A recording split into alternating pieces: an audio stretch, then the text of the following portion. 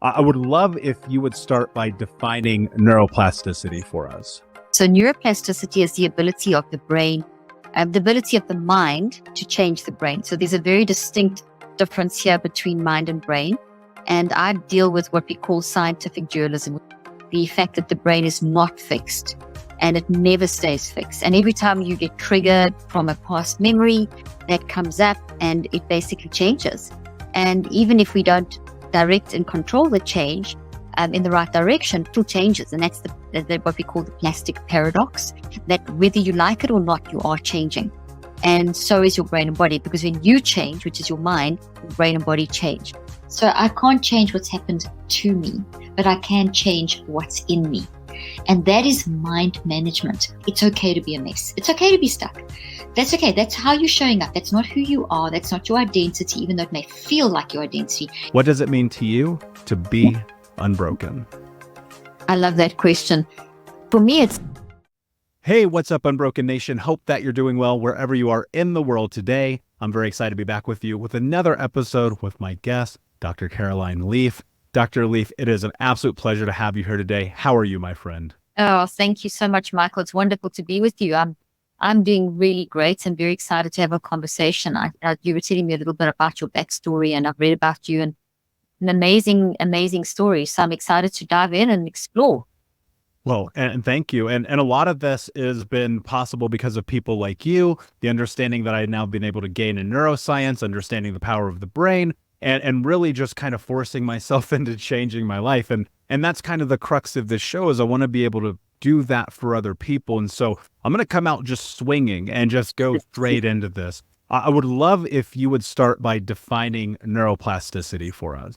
Well, that's a good place to start. So neuroplasticity is the ability of the brain, the ability of the mind to change the brain. So there's a very distinct difference here between mind and brain.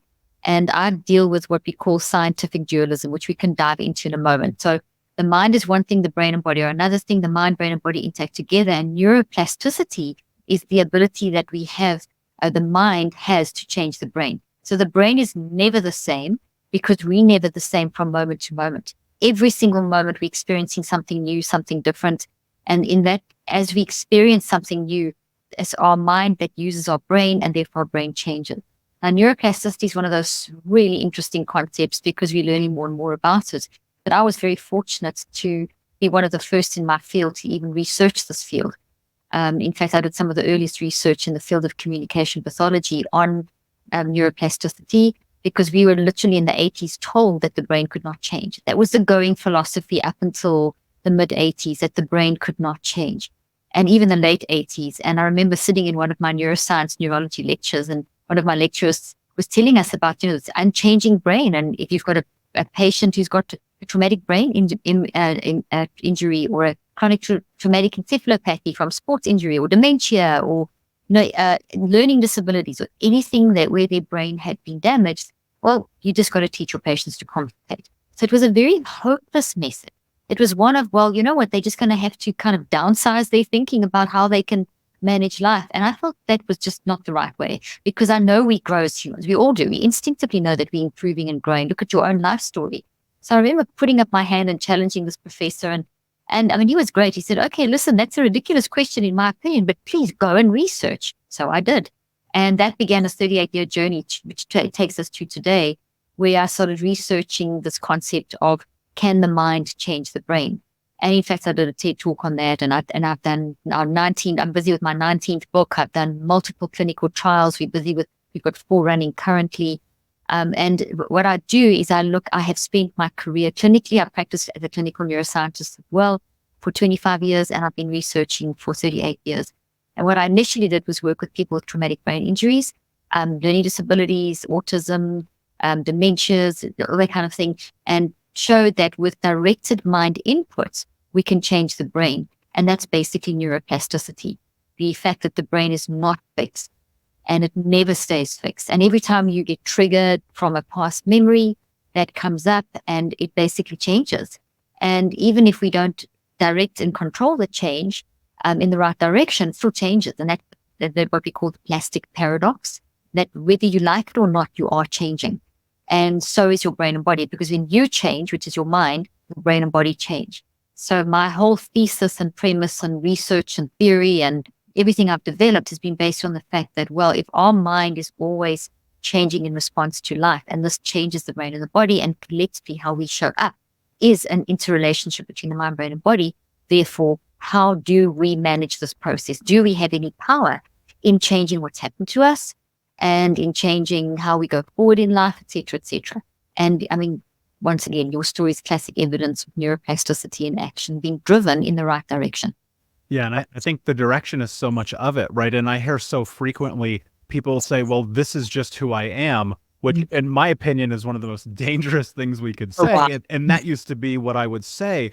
And what I'm curious about is, as people are going through this, it dawned on me probably within the last year or so, like so much of what trauma is, it's not the abuse, it's not what happens, it's like the theft of identity. And what I've discovered healing and going through this process and now working with so many people around the world, it's like, that's the thing we have to recapture. But I fear, Dr. Leaf, that people are just quote unquote stuck.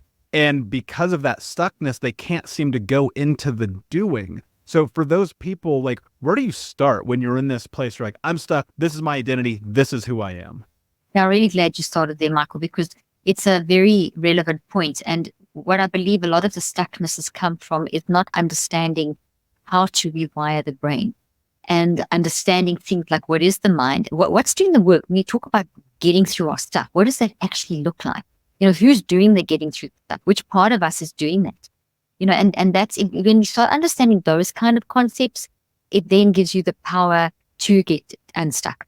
You get empowered to change. So I've shown with my research, when you start understanding the power of the mind, and you know what, let me cancel that statement because it's overused. When you start understanding what it means to be alive, what it means to think and feel and choose, when you understand that, and when you understand how you can drive that you can actually control the messiness of your life, and that it's okay to be messy, but we just need to learn to manage that. That's when you become very empowered. And I showed with my research that you can actually get things like depression, anxiety, which can be so incapacitating, and which aren't illnesses. They're warning signals, but they are warning signals that can incapacitate us. But you can get those under control by a factor of 81, up to 81%, which is phenomenal, without drugs, without any kind of fancy tricks, just pure mind management. And that's where I have worked in for all these years. So yes, we get stuck without the understanding. So it begins with understanding what the mind is, what the brain is, which I gave a brief explanation in the beginning. And then it goes into how do we manage this process? How do we deconstruct and reconstruct? And what do we do? So here's a little model of a brain. And most people think the mind and the brain are the same thing. People will talk about them, and it's totally understandable because that's the languaging for the last 40 years. The languaging has been very much around the brain and the mind and the brain, but as though they're the same thing. We also get so many messages through the media that the brain is producing the mind, or the thoughts come from the brain. And that's not totally accurate, because if you're dead, nothing happens with your brain, it just disintegrates. So there's a huge difference between you and I having this conversation and the viewers and listeners and someone who's dead, because we are able to actually listen to each other and think and feel and choose, which are the three actions of the mind. Mind thinks, feels, and choose. Think, feel, choose, think, feel, choose. It's an ongoing 400 operations per second cycling that helps you to actually process and experience like this discussion, like everything you have in life, and process that, puts it into the brain. So the mind's very active. The mind is you. It's your ability to think, feel, and choose. And we have this ability to interact with life. We take that through thinking, feeling, and choosing. That kind of the currency. We put that into the brain as a structural change. And that then sends a message to the body. And that's why it's stored in the body. And we can talk a bit about that with PTSD and complex PTSD and so on. And then that combination of mind, brain, body then produces you. So it produces what you say, what you do, how you show up. So if we take that process and we look at, okay, how am I showing up? I'm showing up stuck. I'm showing up stuck. I'm doing the same things, the same patterns, the same things over and over. So now we need to realize, okay, well, let me look at that pattern objectively. Let me stand back and observe myself and give myself grace, and first say to myself, it's okay to be a mess. It's okay to be stuck. That's okay. That's how you're showing up. That's not who you are. That's not your identity, even though it may feel like your identity, even though you may feel like you've been stuck for years and years in the same thing, that you want to say things like, this is who I am. It's not actually who you are. It's who you are at the moment because of. there's a massive because of behind that. Your childhood trauma was a massive because of that, produced your initial part of your life, which then, you got to a point where you shifted and changed. And, you felt you were reacting to life, because when we have things happen to us, we wire that into our brain and we try and cope. And sometimes it's just so terribly painful, like you experienced, that we wire toxic coping mechanisms into our brain. So when an experience is wired into the brain in a toxic way, it looks like this wiry tree. All the proteins are misfolded and everything's all weird and wrong, versus a healthy experience. This discussion is a healthy thought that you're growing. This would be a toxic thought. And this impacts how you function. And it's a coping mechanism. The experience is in the roots. Like anything starts with a root and then grows. This then grows into how you see yourself. Then this collectively is how you're showing up. And whatever this is, whatever the story is, which in your case was all that trauma you experienced as a child, showed up, and it wouldn't have just been one, it would have been multiple of these, showing up every day in your emotions, your behavior, what you say do, your body sensations, because memory builds in the brain and the body, and also your perspective on life. And those are signals that then impact your interaction with others, your relationship, what you do, etc., etc., etc. And when it's so painful, those signals are coping mechanisms that aren't always the most valuable. And especially when the more painful it is, the more we try and suppress. So medications, drugs, sex, whatever, alcohol, you name it, anything just to numb the pain. But then eventually you hit a point where you realize it's not working, because this is still there. The driving force is still there. And what's very interesting, Michael, in terms of this whole process is that 90 up to 95% of how you show up every day is based upon what has been built into your non-conscious mind by your mind. And your non-conscious mind, N-O-N, it's the non-conscious, N-O-N, not unconscious. That's when you're sleeping and knocked out. Non-conscious is a very, very active part of mind, your biggest part of your mind, and it drives how you function. So basically, everything about every experience you've ever had has 95% of that, if not more, has wired in through your non-conscious, through your mind, into your non-conscious mind, and that's driving you. So 95% of how you show up every day is being driven by stuff that you weren't even consciously aware of building inside of you. Only between 1% and 5% of how you show up is consciously, where you've consciously focused on something, like choosing to stick on Facebook for hours or TikTok for hours or read so much negative news or whatever the case may be. So if we think about that, that means that a lot of how we are showing up through the signals are attached to an experience, are found in the root. These are impacting how we function. So we have to, and what we have as an ability as humans is to tune in to our signals in order to find what the signals are attached to, in order to destabilize the neural networks, take the energy and power and emotional sting out of these by tracking down to the cause. You don't try and find out why. Like to try and find out why, for example, a child is sexually abused, or why what happened to you happened and the people in your life that hurt you. You're never going to understand, because they're coming from their own trauma, and you're going to get very stuck trying to understand why someone did something. But you do want to understand, okay, the reason I'm back in with a relationship, or the reason I'm in the state of just constantly feeling like I'm panicking, or I can't sleep, I can't function, however it's showing up in your life, the pattern. There's a reason. It's because of what you've gone through. And therefore, I have to get to a point where I'm comfortable with the uncomfortable, where I recognize, okay, this is what happened. This is my story. And I need to honor that, but I don't need it to control me. It happened on this 95% level. There was obviously a level of conscious awareness of that when it was happening. And then but you didn't consciously choose to have those experiences, but you were conscious of what it was doing to you. But we don't always realize that the non-conscious impact of how these filter into how we show up in life.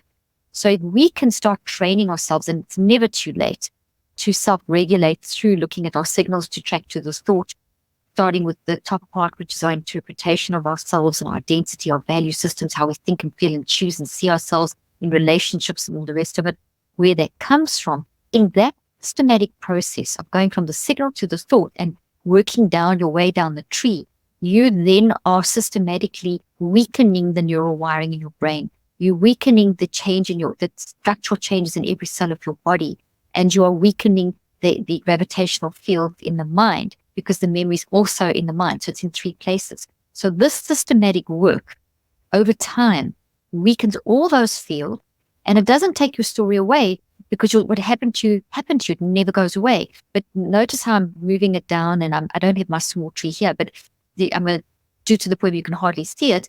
As I work over time in the systematic way, I rebuild a new healthy version. So I can't change what happened to me, but I can change what's in me.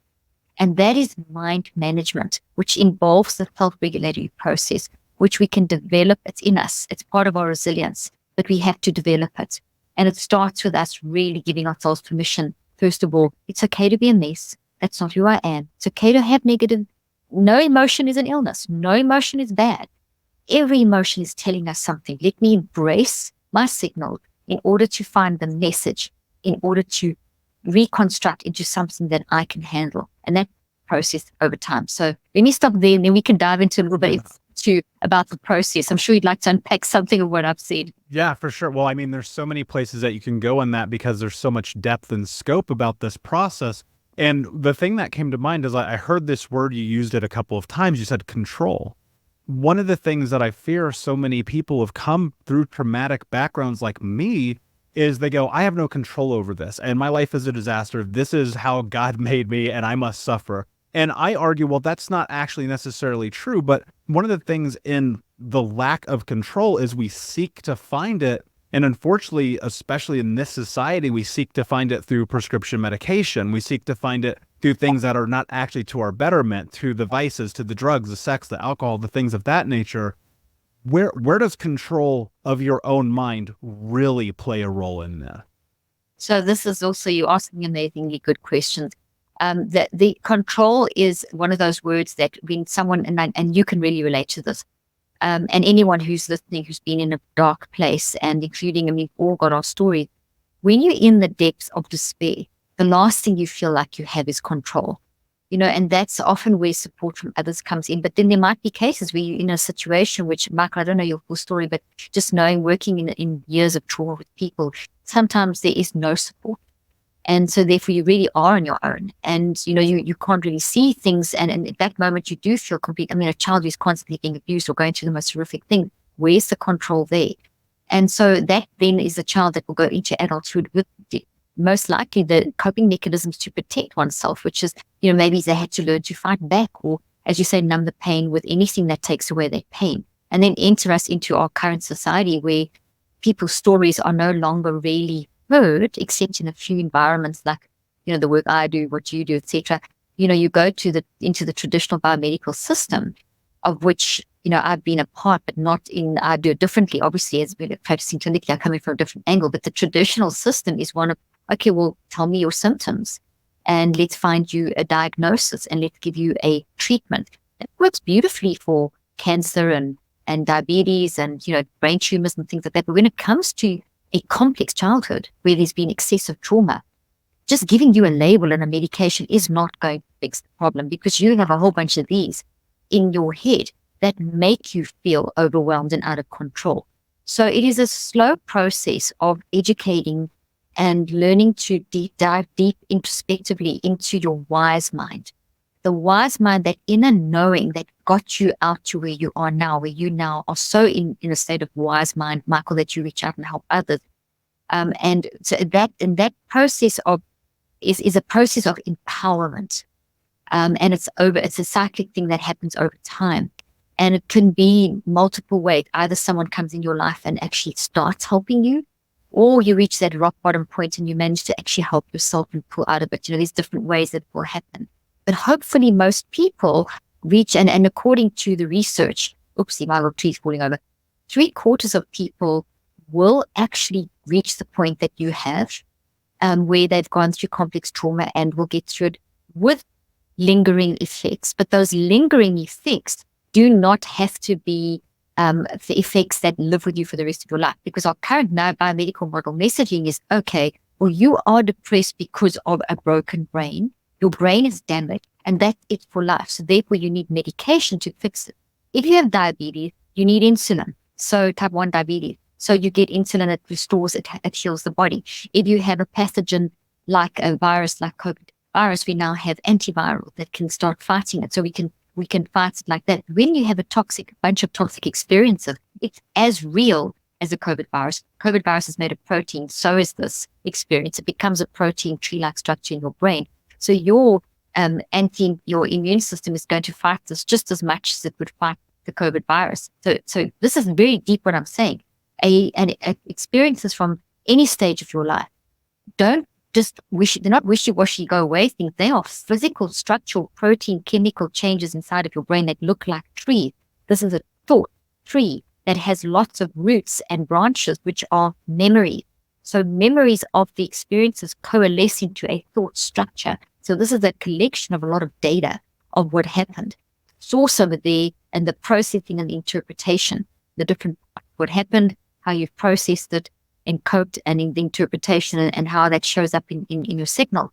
So when this is dominating, when we look at life through this, we do feel out of control.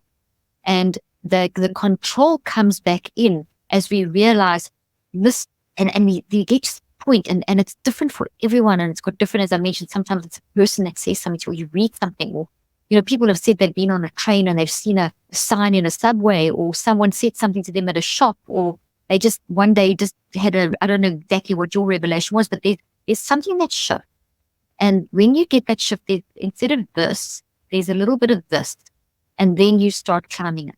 And what I've tried to do with my work is help people to do that climbing in a way that doesn't make them go backwards, and in a way of understanding. Because to rewire the networks, to take the power out of this and make it more and rebuild healthy new thoughts, where you still remember your story, but no longer does it control you. You are controlling your story, which is evidence in your life. That's not going to happen in one day or with a medication. The medication is not going to fix this. You don't have a brain disease. Obviously, your brain's affected.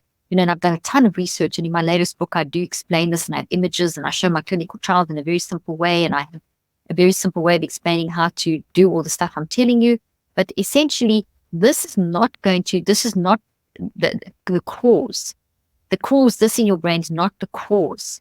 The cause is what happened to you. This is the manifestation. So the thing happens, the mind experiences the experience. It goes in the brain, and the brain and body show up in a messed up way. Obviously, everything you have, the mind needs to use the brain to experience it. So obviously your brain's affected, but it's not the cause. It is the response. So as we manage our causes, as we identify and deconstruct the causes, so we rewire the brain. Full circle back to one of your first questions, which was neuroplasticity. Because of the neuroplasticity of the brain, this work I'm telling you, where we focus from our signals to the thought, to the root, reconstruct, etc., daily, 15 to 25, 45 minutes a day over time, and I'll tell you the time in a moment, that is rewiring the brain. Neuroplasticity for trauma which is the main focus of your podcast, and for anything, building habits, breaking habits, etc., works in cycles of 63 days, not 21, not 1, not 5 minutes. The medications, like the psychotropic drugs, they're not even medications, they're actually drugs. And they're drugs that numb your pain or numb the feelings, but they're not fixing anything. They're making structural changes in the brain that may make you feel better and may help you cope for a time, but they're not going to solve the problem. They may ease it for a time so that you can face and start dealing with issues. But you need to know the side effects, and sometimes the side effects create more problems than what you actually need. Now you've got more problems, brain damage problems on top of the original issues. So, when it comes to psychotropics, it's really important that you fully understand what you're getting into, and that you ask your doctors for the document that they should be giving you of exactly what these are, how they work, the addictive properties, because they're all addictive, and how to withdrawal effects, and to understand that when as you are going through a process of facing stuff, it is painful, and numbing that's not going to help you. You've got to go through the pain, called the treatment effect. You're going to get worse before you get better. I've had some patients that start this process, and I wrote, there's actually one of the stories in my book, Cleaning Up Your Mental Mess, of one of the patients in my clinical trial, who at day 1, no identity, totally depressed, etc. Long story short, by day 21, they were saying things like, I'm not depressed anymore. Day 1, I'm depressed. That was the identity. Life's falling apart, everything you can imagine going wrong. Doing this work daily for 15 to 45 minutes, and we can talk about in a minute what it is, They, by day 21, they were saying things to us when we brought them back into the clinic to do the evaluations and so on, the brain, blood, narrative, everything. They were saying, I'm not depression. I am depressed because of. That's a massive growth. Then they also said this, but I feel more depressed and more anxious, and I'm having panic attacks and I'm grieving. But it's different. I'm actually feeling human emotions, and those are valid emotions because they're starting to see what the pain was from. They had suppressed childhood trauma. In this particular case, this person had gone through terrible childhood trauma and had managed to suppress it for all these years and kind of functioned, it was falling apart. And because these are volcanic, eventually they will explode in your life. Eventually these things will explode. You can suppress for a certain amount of time, but they will eventually explode. And that's what had happened in this person's life. And so they started shifting, but by learning to get control back slowly in these cycles, they started seeing the increased depression and grieving as an element of control, because they said, okay, I know I'm depressed because of, I can see that what I went through. So therefore I should be feeling depressed. That's a very normal human response to those terrible things that I went through in childhood or whatever, and grieving the lost time. And I mean, I'm sure you can relate to this, Michael. So that's growth. But in this society, the minute you feel those, oh, you're sicker, is there the disease coming back? You don't have a disease. You're trying to process life experiences. And it will get worse before it gets better, but then it does start changing. And this is why it's so important that you work beyond 21 days. Everyone says 21 days, not 21 days. 21 days does a major shift. You'll bring things up and you'll start seeing the changes and you'll start building a new way of thinking, et cetera. But if you don't push on for another 42 days, that new little thought is way too small to override this one. You need the extra energy taken from this and put in so that this becomes nice and big and strong. And I'm going to put two next to each other so you can see it becomes nice and strong. Only when the new thought is nice and strong, which takes another 42 days, totaling 63, are you then going to remember your story, but you're not going to be functioning from your story. You're going to be functioning from the new way of thinking. And that process brings control. I love that. And I love everything that you just said. And there is some truth to this idea that you do have to suffer your way into health. And when I hit my rock bottom at 25 years old, I was 350 pounds, smoking 2 packs a day, drinking myself to sleep. And, I put a gun in my mouth. I was done. And it's amazing. 11, almost 12 years later, here I am having this conversation with you because I made a declaration to myself. I said, what are you willing to do to have the life that you want to have? And the answer ultimately became no excuses, just results. And what that meant to me in that moment was I'm going to show up every single day, do the hard things, suffer, unfortunately, in through the healing, and be able to do that thing in becoming the hero of my own story. Dr. Leaf, I want to push people to go and investigate your research and your books. I've read them all. It's been a huge transformative process in my life just to consume your information. For the sake of time, and I want to respect your time, I know we can't go into depth, but can you tell everyone where they can find you before I ask you my last question? Absolutely. Well, drleaf.com is my website. My social media handle, including TikTok, or Dr. Caroline Leaf. So I'm on TikTok as well. So all the normal platforms, Instagram, etc. I have a podcast called Cleaning Up a Mental Mess, where I teach you a lot of stuff. And then my latest book is this one, Cleaning Up a Mental Mess. And the app that I have is called Neurocycle, which pretty much takes all these systems that I've developed, which you do daily over the cycles of time, to help heal and rewire the brain. That's all been put into my app, which we're constantly adding and updating. And that's available on iTunes and Google Play. I think that's a good start. So, and of course, we'll put all the links in the show. And I have consumed all of this information. I can promise you it's been transformative for me. My last question for you, my friend. What does it mean to you to be unbroken? I love that question. For me, it's learning to recognize and accept that it's okay to be a mess. It's such a human thing that we have this messy part of our mind that's operating all day long because of our free will. And that's how we experience life and be mess. But in the messiness, accepting the messiness and giving myself permission to be messy, I can then repair and grow. And for me, that's what unbroken means. Accepting, giving myself the permission to be a mess, and not seeing depression and anxiety or frustration or anything that I do that's stupid or whatever as, oh, that's the end of it. That's who I am. It's just, that's how I'm showing up. And this is how I can manage it. So my management, along with accepting the mess and then managing the mess, is absolutely, I do my stuff all the time. I mean, I live this. I live, the concept is called neurocycling, the 5 steps that are the system that I do every single day. And I'm always in a 63-day cycle, and then I use it all day long because day-to-day struggles. You can do the big stuff where you work on the big work all day long, and then you're facing stuff all day long. Things happen all day long. So I use the neurocycling in a quick version, and I teach you how to do that in the book and the app all day long. And that has helped me, Michael, to be unbroken. I really practice what I preach. I love it. Thank you so much for being here, my friend. Unbroken Nation, thank you so much for listening. Please like, subscribe, comment, share, tell a friend. And until next time, my friends, be unbroken. I'll see ya.